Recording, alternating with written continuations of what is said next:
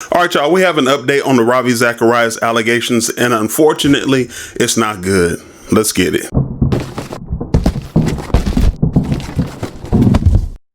I ain't perfect, but God love me. Life ugly.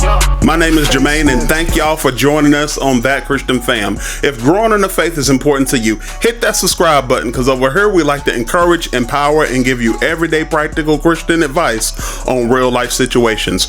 We drop videos whenever we drop videos, so hit that notification button, because for the first hour, we respond to comments immediately.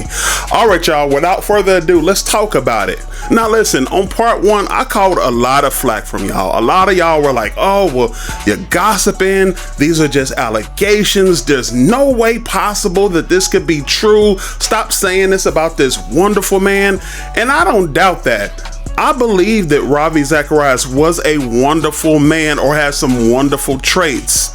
Unfortunately, due to his ministry, we're going to talk about it, he has some other traits as well, just like all of us. Unfortunately, these came out in the public. Like, I wish this was all hearsay. I wish I was wrong. I wish I had to cut another video and say, you know what? It turns out that those allegations were not true, because listen, Ravi had a huge impact on my life. He helped to cultivate my theology. He helped me to view the gospel in different ways, and he was just really impactful. I don't care about what credentials he had or didn't have. At the end of the day, his ministry was changing lives. Here's a statement directly from his ministry, RZIM. It says, in August 2020, allegations of blank misconduct were made against our founder, Ravi Zacharias. Unfortunately, Ravi had died several months before we first learned of these allegations, so we were unable to explore them with him directly.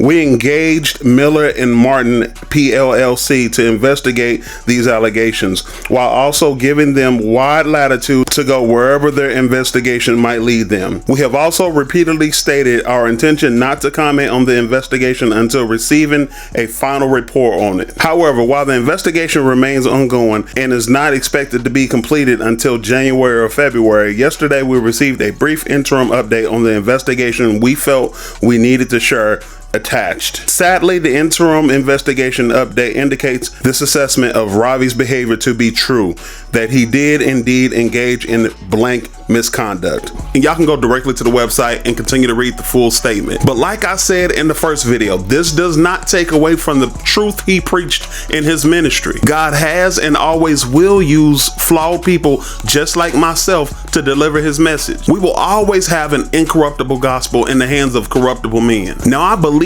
in and understand being hurt, but some of you were so defensive to the point to where you became Ravi Zacharias apologists, neglecting the fact that the Bible teaches us to not put our trust in man. So with all these scandals coming out with these big names, let's take a moment to examine who we have at the bedrock of our faith. We should not have Ravi, we should not have Carl, we shouldn't have Martin Luther, we shouldn't have Malcolm X, we shouldn't have Calvin, we shouldn't have Martin Luther. I'm talking about the reformer. At the end of the day, the only person we should have at the bedrock of our faith is the one who is the rock of our faith, and that man is Jesus Christ, because he is the chief cornerstone who was rejected for our sake. There's an old hymn that says, on Christ the solid rock I stand, all other ground is sinking sand. So let us remember to pray for this family, being mindful that any one of us could fall into sin, and never neglect to guard our hearts as we move forward in God's grace. Let me know your thoughts in the comments. Y'all take care.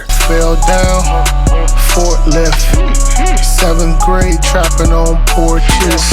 Now I'm light of the world, boy, scorching.